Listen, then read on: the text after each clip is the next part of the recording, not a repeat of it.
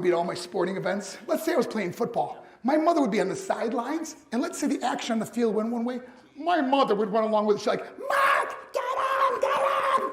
I'd be like, oh my gosh.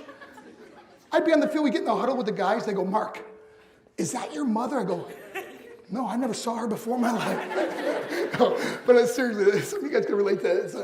My mom, she really empowered me to become special in sports. See, the greatest gift my mother ever gave me, she believed in me. I've overdosed on drugs on 3 occasions where I should have been dead, but I believe I was kept here for a reason.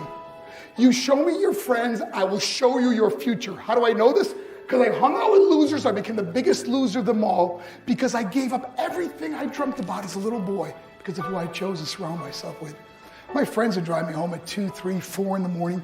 We'd be drunk and high in the car. We'd pull up in front of my house. My buddies would go, Mark, Mark, Mark, the light's on. I go, oh man, my mother's up. See, my mom wouldn't go to bed until she knew her son was still alive. I'd walk in, she'd say, hi Mark, how was your night? I go, it was good, Mom, I'm just gonna go to bed. She goes, can I talk to you just for a minute? I go, Mom, I'm tired, I'm just gonna go to bed. She goes, Mark, I haven't seen you all day and all night. Can I please talk to you? I go, man, just leave me alone. You bug me. I'd slam my bedroom door on the one person who believed in me. I was on a worldwide tour and I was wrestling overseas in Japan. After my wrestling match, I went upstairs to my hotel and I fell asleep. There was a knock at my door at 3 o'clock in the morning. I got out of bed, I looked through the safety window of the hotel door and I could see it was a Japanese promoter. So I opened the door and he said, Mark, you need to call home. There's been an emergency. So I got on the hotel room phone, I called back to the United States and said, hey, what's going on? He said, Mark, I don't know how to tell you this. I go, just tell me what happened. All of a sudden they started crying. They go, Mark, I can't tell you. Just say it. I said, Mark, your mother died. I just threw the phone down. I ran out of my hotel room. I took the elevator to the lobby. When the doors opened up, I just ran out into the street. And I remember looking up and just saying, Mom, I am so sorry.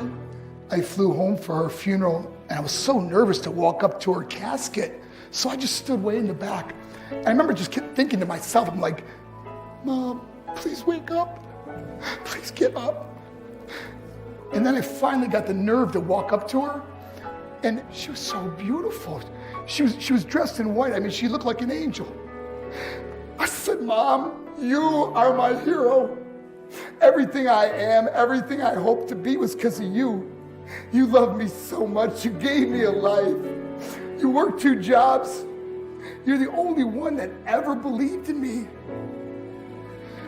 How'd I repay her? By getting drunk?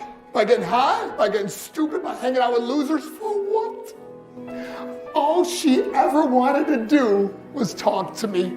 If you have a mother or a father, tell them how much you love them. See, my whole life was about being rich and famous. That's all I cared about. I had to win the race. I had to win the race at the expense of my marriage, my family, my friends. For what? To be all alone in this world? That's not how it's intended to be.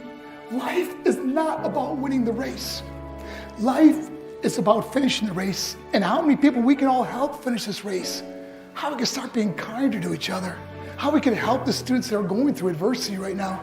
How we could stop with the name calling and hurting other people. Because in the end, it may be you that needs help to finish the race. Because I learned what is truly important, and that is how precious this gift of life is and how quickly it can be taken away.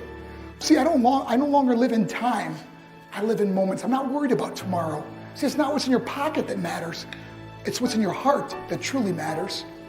Love is just a word until somebody comes along and gives it meaning. You are the meaning.